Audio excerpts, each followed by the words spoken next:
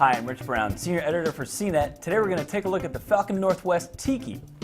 So this is a high-end slim tower gaming PC. You might remember the Alienware X51 from earlier this year. That system cost about $999. This one goes for $2,800 in this configuration. It starts at $1,800. This is a higher-end version. It has an overclocked Core i7 chip, as well as a GeForce 6800 GTX graphics card. So in addition to being a very fast computer, you can see that there's a granite base here in the bottom designed to sort of keep the system stable because it's a very slim system and kind of tall. It tends to be top heavy, so it's easy to knock over. To solve that problem, Falcon NorthWest has gone for a polished granite base. It comes in a couple different options. Aesthetically, I'm not really sure about it. You might like it. I kind of think it looks like an Employee of the Month award, but overall it does kind of do its job here. But for the system itself, Falcon has actually done some pretty cool stuff with this. The only question is if you really want to pay that much for the relatively limited slim tower case. So the front of the system is nice and clean. It's got this sort of sleek black look to it overall. Up here at the top, there's a slot loading Blu-ray drive as well as a couple of USB 3 jacks, as well as power, reset, and a couple audio jacks as well. Up here in the back, you'll see an upside-down version of a standard PC layout.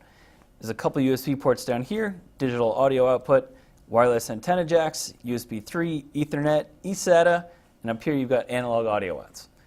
Here in the graphics card, you've got two DVI jacks, HDMI, and DisplayPort outputs.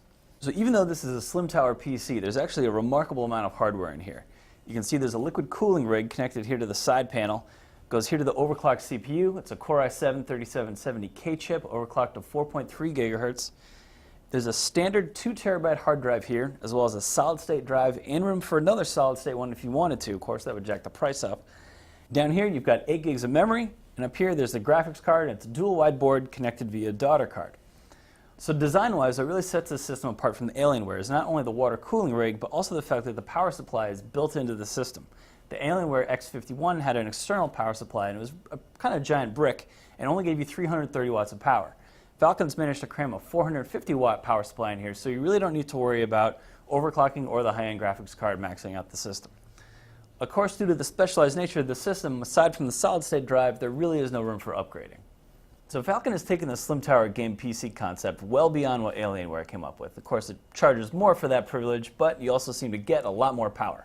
The question, though, is how much do you want to pay for this when you can pay, say, $200 more for a system that's actually pretty small, but lets you use 2 graphics cards and is otherwise relatively equal in terms of its performance. You can find such a PC from Main Gear, which makes us wonder how good a value the system really is. Overall, I can recommend this to someone who has their mind specifically set on a slim tower gaming PC. Otherwise, you could probably get a better deal for your money and even still have a pretty small chassis. So I'm Rich Brown. This is the Falcon NorthWest Tiki.